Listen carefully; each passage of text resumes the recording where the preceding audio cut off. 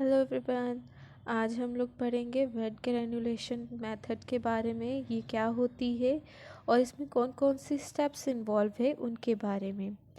तो पीपीटी शुरू करने से पहले मैं बता देना चाहती हूँ कि जो सारा कंटेंट है मेरी पीपीटी का वो मैंने पूरा का पूरा इंडस्ट्रियल फार्मेसी की बुक लैकमैन एंड लीबरमैन से लिया है, तो आप उसको रिफ़र कर सकते हैं। ठीक है, चलिए तो हम स्टार्ट करते हैं वेट ग्रैन्युलेशन मेथड। कंटेंट क्या क्या है इसमें, सबसे पहले इंट्रोडक्शन देखेंगे, दूसरा stages in the development of moist granules, तीसरा ऑप्टिमाइजेशन ऑफ ग्रैन्यूल्स, चौथा है method of introducing the binder, fourth उसके बाद जो है टाइम फॉर ग्रैन्युलेशन, फिर उसके बाद वेट स्क्रीनिंग प्रोसेस, ड्राइंग और एट द एंड स्क्रीनिंग के बारे में देखेंगे। तो सबसे पहले इंट्रोडक्शन के बारे में देखते हैं कि इसका वेट ग्रैन्युलेशन मेथड होती क्या है। In this method granules are form by binding the powder together with an adhesive. इस मेथड में क्या होता है, हम एडहेसिव का यूज़ करते हैं पाउडर को बाइंड करने के लिए। एडहेसिव के पास कौन सी प्रॉपर्टी रहती है किसी भी चीज़ को बाइंड करने की। मान लीजिए हमारे पास ये सारे पाउडर्स के पार्टिकल हैं, तो एडहेसिव को जब हम मिक्स करेंगे, एडहेसिव कुछ भी हो सकता है, लिक्विड भी हो सकता है और सॉलिड भी हो सकता है, सेमी सॉलिड के फॉर्म में भी हो सकता है। तो ये क्या करेगा, सबको बाइंड करने का काम करेगा और सब कैसे हो जाएंगे, बाइंड हो जाएंगे। ओके, फिर नेक्स्ट पॉइंट क्या बोल रहा है, the wet granulation technique employs a solution, suspension और slurry containing a binder is usually added to the powder mixture. Adhesive की बात ही हो रही है यहाँ पे। एडहेसिव को सॉल्यूशन के फॉर्म में, सस्पेंशन के फॉर्म में और स्लरी के फॉर्म में हम ऐड कर सकते हैं। अब इन जो ये सॉल्यूशन है, सस्पेंशन है और जो स्लरी है, सब क्या कंटेन करेंगी, बाइंडर। तो ये बाइंडर जब हम ऐड करेंगे पाउडर मिक्सचर में, तो उस टेक्निक को क्या बोल देंगे हम, वेट ग्रैन्युलेशन। वेट क्यों बोल रहे हैं, क्योंकि इसमें सॉल्यूशन जो है, सस्पेंशन जो है और स्लरी जो है, इन सब में लिक्विड प्रेजेंट है, लिक्विड का यूज़ हो रहा है, इसीलिए इस प्रोसेस को क्या बोलते हैं, wet granulation. Next, stages in the development of moist granules. कौन कौन सी स्टेजेस होती है, तो मेनली 4 स्टेजेस होती हैं। सबसे पहली जो स्टेज है उसको पेंडुलम स्टेज बोलते हैं। ठीक है, पेंडुलम स्टेज, इसमें क्या होता है, powder particle are wetted and liquid film will be formed on their surface and may combine to produce discreted liquid bridge at point of contact. Pendular state have low mechanical strength. अब ये क्या बोल रहा है कि powder particle are wetted and liquid film will be form.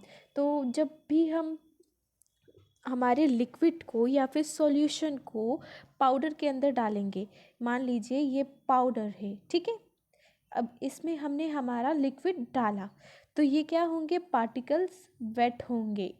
Okay, ठीक है, ये पूरा पार्टिकल क्या हो रहा है, वेट हो रहा है।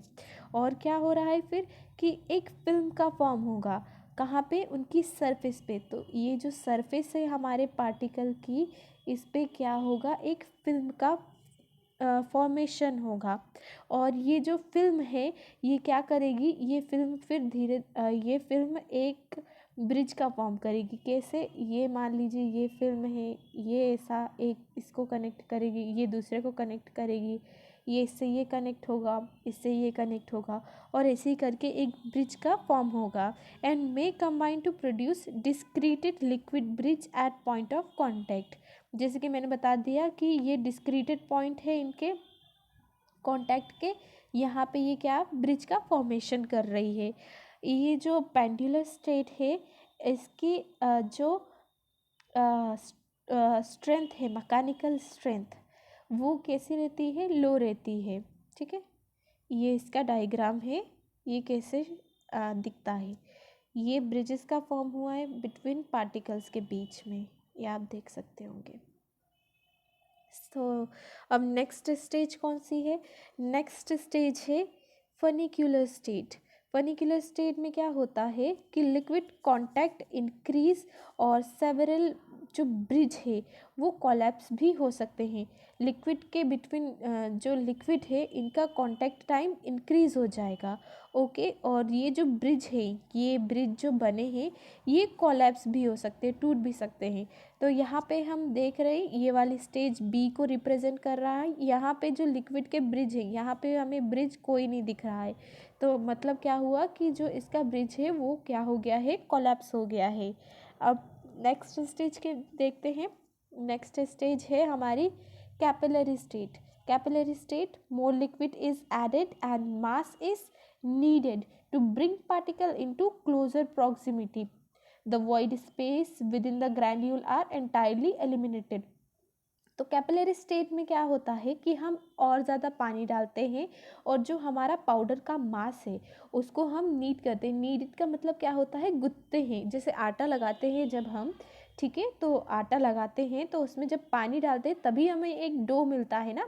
बिल्कुल वैसे ही जब हम और जो हमारा पाउडर का मास है उसमें जब और लिक्विड डालते हैं तो और उसके मास को जब हम नीड करते हैं तो पार्टिकल्स कैसे आ जाते हैं, बिल्कुल क्लोज आ जाते हैं, क्लोज प्रॉक्सिमिटी, और उनके बीच का जो वॉइड स्पेस है वो एंटायरली एलिमिनेट होता है।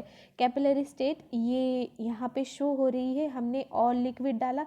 ये वाली स्टेट में क्या हुआ था, ये जो लिक्विड ब्रिज है ये टूट गए, पर इस स्टेट में क्या हुआ कि हमने और पानी डाल दिया, और पानी डाल दिया तो पार्टिकल एक दूसरे के पास आ गए। ठीक है, ये जो लिक्विड है इसने पार्टिकल को एक दूसरे के पास ला दिया, पार्टिकल्स जो है और क्लोज प्रॉक्सिमिटी में आ गए। ठीक है, अब यहाँ पे जो वॉइड स्पेस है बिटवीन द पार्टिकल वो नहीं है। क्यों नहीं है, क्योंकि यहाँ पे लिक्विड फिल हो गया है। नेक्स्ट स्टेज क्या है, droplet state. For the addition of liquid further addition है, sorry, further addition of liquid result in droplet formation in which the particle are held together by surface tension but without inter granular forces such a structure are weaker। तो इसमें क्या होता है, further liquid का हम addition करते हैं तो वो क्या करता है, एक ड्रॉपलेट का फॉर्मेशन करता है जिसमें पार्टिकल्स जो है वो सरफेस टेंशन के फोर्स के कारण एक दूसरे के पास पास रहते हैं। ये इसका डायग्राम है, यहाँ पे हमने और लिक्विड ऐड कर दिया तो पार्टिकल एक दूसरे के और क्लोज आ गए हैं। ठीक है, और पार्टिकल्स जो हैं वो सरफेस टेंशन फोर्स के कारण एक दूसरे के पास हैं। और ये कैसा होता है, ये स्ट्रक्चर वीकर होता है। अब नेक्स्ट पॉइंट क्या हम डिस्कस करेंगे, ऑप्टिमाइजेशन ऑफ ग्रैन्यूल्स। तो यहाँ पे क्या होता है, optimization of granulation process involve ensuring that this is state has been achieved। Granules का ऑप्टिमाइजेशन कैसे करते हैं, हम ये देखते हैं कि जो ग्रैनुलेशन की स्टेट है वो अचीव हो चुकी है। For example, granulation equipment can be instrumented with torque measuring device. ठीक है, इसमें जो भी ग्रैन्यूल फॉर्मेशन करने की मशीन है उसमें टॉर्क मेजरिंग डिवाइस को इंस्टॉल कर सकते हैं इस चीज़ को इंश्योर करने के लिए कि ग्रैनुलेशन प्रोसेस हो चुकी है। अब ये कैसे सेंस करता है टॉर्क की ग्रैनुलेशन की प्रोसेस हुई है, तो जब मतलब ग्रैन्यूल्स का फॉर्मेशन होगा तो ये जो टॉर्क है सेंस कर लेगा कि जो एजिटेटर की पावर है उस पावर की जो रिक्वायरमेंट है एट द कैपिलरी स्टेज वो कितनी है, क्या चेंज आया है उसमें, उसको ये क्या कर लेगा, सेंस कर लेगा। ठीक है, तो ऐसे हम इसका ऑप्टिमाइजेशन कर सकते हैं। फिर नेक्स्ट क्या है, method of introducing the binder. अब बाइंडर को हम कैसे इंट्रोड्यूस करते हैं, method of introducing the binder depend on it's solubility and on the component of the mixture. अब जो भी बाइंडर हम ऐड कर रहे हैं सबसे पहले हमें यही देखना पड़ेगा कि वो हमारे वो जो है हमारा बाइंडर वो सॉल्युबल है भी कि नहीं है, तो उसके नेचर पे डिपेंड करेगा, तभी हम ले पाएंगे उसे, उसका सॉल्यूशन बना के ऐड कर पाएंगे, या नहीं तो फिर हमें तो उसे ड्राई फॉर्म में ही ऐड करना पड़ेगा। देन नेक्स्ट पॉइंट क्या है, when a large quantity is require the binder is usually dissolve in a liquid. जब हमें लार्ज क्वांटिटी में कोई भी डो तैयार करना है हमारे ग्रैन्युलेशन के लिए, तो हम क्या करते हैं, यूजुअली जो हमारा बाइंडर है उसका एक सॉल्यूशन बनाते हैं। ठीक है, स्लरी फॉर्मेशन करते हैं, फिर उसको हम ऐड करते हैं हमारे पाउडर में। अगर हम ऐसा नहीं करेंगे तो क्या होगा। अच्छा, मैं आपको एक एग्जांपल बताती हूँ कि हमें स्टार्च पेस्ट बनाना है। स्टार्च पेस्ट तो आप सबने लेबोरेटरी में बनाया ही होगा। तो उसमें क्या होता है कि स्टार्च पेस्ट को हमने एक बीकर लिया, ठीक है, मान लीजिए हमने इसमें 100 ml हमारा स्टार्च ले लिया है। क्या हम इसमें डायरेक्ट पानी डाल देंगे और इसको घोल देंगे? नहीं, अगर ऐसा करेंगे तो स्टार्च पेस्ट बनेगा नहीं। हाँ, पानी इसमें गर्म लेना पड़ता है। अगर गर्म पानी डायरेक्ट डाल देंगे स्टार्च में तो वो क्या करेगा, लम्स का फॉर्मेशन करेगा। तो प्रॉपर स्टार्च का पेस्ट बनाने के लिए या फिर मतलब एज अ बाइंडर यूज़ करने के लिए हम क्या करते हैं, सबसे पहले स्टार्च का एक स्लरी तैयार करते हैं एक बीकर में, ठीक है। दूसरे बीकर में हम गर्म करते हैं पानी, ठीक है। और फिर ये जो स्लरी हमने बनाई है स्टार्च की, इसको हम इस गर्म पानी में डालते हैं, तब जाके हमारा एक अच्छा स्टार्च पेस्ट मतलब स्टार्च का जो बाइंडर सॉल्यूशन है वो तैयार होता है। तो ये किस चीज़ के लिए हो गया, लार्ज क्वांटिटी के लिए। फिर दूसरा क्या है, when a small quantity is required binder is blended in the dry powder. जैसे कि मैंने बताया कि अगर हमें स्मॉल क्वांटिटी में कोई भी पाउडर को प्रिपेयर करना है तो हम उस पाउडर में हमारे स्टार्च पे मतलब स्टार्च नहीं लेंगे, सॉरी, जो भी बाइंडर है उसको ब्लेंड कर देंगे। फिर नेक्स्ट पॉइंट क्या बोल रहा है, in general the mass should be moist rather than wet और पेस्टी। जनरल स्टार्च को अगर छोड़ दें हम, इन जनरल जो भी हम बाइंडर सॉल्यूशन बनाते हैं तो जो भी हमारा बाइंडर है वो कैसा रहना चाहिए, मॉइस्ट रहना चाहिए। ना तो वो ज़्यादा गीला रहना चाहिए, ना ही वो पेस्ट के फॉर्म में रहना चाहिए, ठीक है। There is a limit to the amount of solvent that may be employed. एक लिमिट रहती है जिसमें हमें हमारे सॉल्वेंट को ऐड करना पड़ता है। अगर उससे ज़्यादा बढ़ गया तो वो प्रोसेस कंप्लीट अच्छे से नहीं होगी। देन नेक्स्ट पॉइंट क्या बोल रहा है, the solubility of binder also has influence on the choice of method.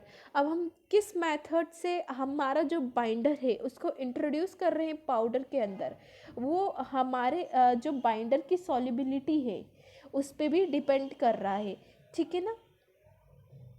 फिर नेक्स्ट पॉइंट क्या है, टाइम फॉर ग्रैन्युलेशन।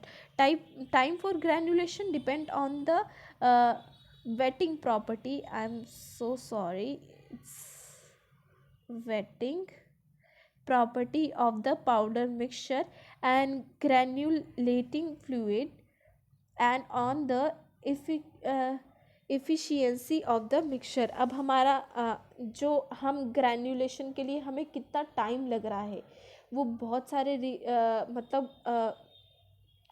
वो बहुत सारी चीज़ों पे डिपेंड कर सकता है। पहला, वेटिंग प्रॉपर्टी पे कि सॉरी कि हमारा जो भी हमने बाइंडर लिया है उसकी वेटिंग प्रॉपर्टी कैसी है। अगर वो अच्छे से वेट हो रहा है मतलब वो अच्छे से डिज़ोल्व हो पाएगा। अगर वो वेट हो ही नहीं रहा है तो हम उसके स्लरी बना के कैसे उसको उसमें मिक्स कर पाएंगे पाउडर में। फिर दूसरा क्या है कि जो ग्रैन्युलेटिंग फ्लूइड लिया है उसकी भी प्रॉपर्टी पे डिपेंड करेगा, और जो हमारी मशीन है उसकी इफ़िशियंसी कितनी है उस पे भी डिपेंड करेगा कि ग्रैन्युलेशन के लिए कितना टाइम लग रहा है। फिर नेक्स्ट है वेट स्क्रीनिंग प्रोसेस। जब हमारा ग्रैन्युलेशन का जो डो बन जाता है ना उसके बाद की ये प्रोसेस है वेट स्क्रीनिंग प्रोसेस। इनमें क्या होता है, in this process we convert the moist mass into a coarse mass. Okay, जो भी हमारा डो है मॉइस्ट मास से उसको हम कोरस छोटे छोटे मतलब ग्रैन्यूल्स में वेट जो कि अभी वेट फॉर्म में ही है उसमें चेंज कर रहे हैं। Granular agitate bypass through a hammer mill or oscillating granulator equipped with screening having large perforation। तो इसमें क्या होता है कि जो भी ग्रैन्युलर एग्रीगेट है हमारा, जो भी ग्रैन्युलर एग्रीगेट है मास है डो है उसको हम हैमर मिल या फिर ऑक्सीलेटिंग ग्रैन्युलेटर से पास कराते हैं, जो कि इक्विप्ड होता है एक स्क्रीन से जिसका जो पोर साइज है स्क्रीन का जो भी मैश साइज है वो लार्ज होता है, ठीक है। इसका पर्पस क्या है वेट स्क्रीनिंग प्रोसेस का, पहला है टू फर्दर कंसोलिडेट ग्रैन्युलेशन, ठीक है। कंसोलिडेट मतलब जो भी ग्रैन्यूल्स है उसके जो भी बॉन्ड है अंदर के, वो एक तो मजबूत अच्छे अच्छे बन सके। दूसरा क्या है, increase particle contact point, particle का जो कांटेक्ट पॉइंट है वो इंक्रीज हो। और तीसरा क्या है, surface area, increase surface area to facilitate drying. अगर पार्टिकल साइज छोटा है, ठीक है, तो उसका सरफेस एरिया बढ़ रहा है। ये सब आप मतलब ये तो आप सब जानते ही होंगे। अगर मान लीजिए मेरे पास एक इतना बड़ा सरफेस है, ठीक है, तो इसका सरफेस एरिया ये इतना और इतना मान लेते हैं, ये 5 है, ये 10 है, ये भी 5 है और ये 10 है, पर मैंने इसको आधा कर दिया, ठीक है, तो इसका सरफेस एरिया क्या होगा, कम होगा। ये भी 5 होगा, ये भी 5 होगा, ये भी 5 होगा, ये भी 5 होगा, इसके मुकाबले ये कम हो रहा है। पार्टिकल साइज अगर छोटा होता है, कम होता है, तो उसका सरफेस एरिया क्या हो जाता है, सॉरी, इंक्रीज हो रहा है, सरफेस एरिया इंक्रीज हो जाता है। अब अगर हम देखेंगे तो इसके पास एक्सपोजर के लिए ये एक एरिया है, ये एक और एरिया है, ये एक और एरिया है, एक और एरिया है। सेम ऐसा ही एक और बॉक्स होगा हमारे पास, इसके पास एक और ये एरिया, एक और एरिया। अगर यहाँ पे देखें तो यहाँ पे ये सिर्फ 10 है, ठीक है, पर यहाँ पे एक 5 एक्स्ट्रा आ गया, तो हमारे पास एक एक एक एक ये, तो सरफेस एरिया क्या हो गया, इंक्रीज हो गया, क्योंकि ये वाली जो सरफेस है दोनों साइड, वो क्या हुई, इंक्रीज हो गया है। तो पार्टिकल साइज जब छोटा होता है तो सरफेस एरिया इंक्रीज होता है। देन हम डिस्कस करेंगे नेक्स्ट प्रोसेस, वेट स्क्रीनिंग के बाद drying. Drying is required to remove the solvent and to reduce the moisture content to an optimize level of concentration. अब ड्राइंग क्यों कर रहे हैं, एक ऑप्टिमाइज लेवल का कंसंट्रेशन जो भी लिक्विड का या मॉइस्चर का प्रेजेंट होना चाहिए पाउडर पार्टिकल को, उसको अचीव करने के लिए हम ड्राइंग करते हैं। नेक्स्ट है screening. After drying the granulation is screened again. पहले हमने वेट जब स्क्रीनिंग की तब उसको स्क्रीन किया, ठीक है, पर हम जब ड्राई कर लेते हैं फिर से उसको एक बार और हम स्क्रीन करते हैं। The size of screen depend upon the grinding equipment used and size of the tablet to be made. अब जो स्क्रीनिंग है, स्क्रीनिंग क्यों करते हैं, एक डिज़ायरेबल हमारा जो पार्टिकल या फिर ग्रैन्यूल का साइज़ है उसको अचीव करने के लिए देखते हैं कि हमारा वो वाला साइज़ हमें अचीव हुआ है कि नहीं, ठीक है। अब ये जो ग्रैन्यूल्स का साइज़ है या फिर स्क्रीनिंग डिपेंड कर सकती है किस पे, कि हमें कितना बड़ा किस कैसा टैबलेट चाहिए उसके ऊपर भी, और हमने ग्राइंडिंग के लिए कौन सा इक्विपमेंट यूज़ किया है उसके ऊपर भी डिपेंड कर सकता है। अब ये जब हमारी प्रोसेस हो जाती है लास्ट में एट द एंड ड्राइंग के बाद स्क्रीनिंग, तो हमें हमारे जो डिज़ायरेबल ग्रैन्यूल्स है वो ऑब्टेन हो जाते हैं। तो ये जो पूरी प्रोसेस है वो पूरी वेट ग्रैन्युलेशन की प्रोसेस है। वेट ग्रैन्युलेशन में हमने क्या क्या देखा, सबसे पहले हम देखते हैं कि वेट ग्रैन्युलेशन को जब हम पाउडर क्या हो मतलब वेट ग्रैन्युलेशन मेथड क्या होती है, ठीक है। इसमें फिर इसकी डिफरेंट स्टेजेस के बारे में देखा कि 4 स्टेजेस होती है। पहली स्टेज क्या होती है, पेंडुलम स्टेज, फिर फनिक्यूलर स्टेज, फिर उसके बाद कैपिलरी स्टेज और ड्रॉपलेट स्टेज। फिर उसके बाद हमने देखा कि ऑप्टिमाइजेशन कैसे करते हैं ग्रैन्यूल्स का, ठीक है। फिर उसके बाद method of introducing the binder देखते हैं कि बाइंडर को कैसे इंट्रोड्यूस करते हैं। फिर टाइम फॉर ग्रैन्युलेशन कितना चाहिए टाइम, उसके बारे में देखा। फिर वेट स्क्रीनिंग प्रोसेस, ड्राइंग और स्क्रीनिंग।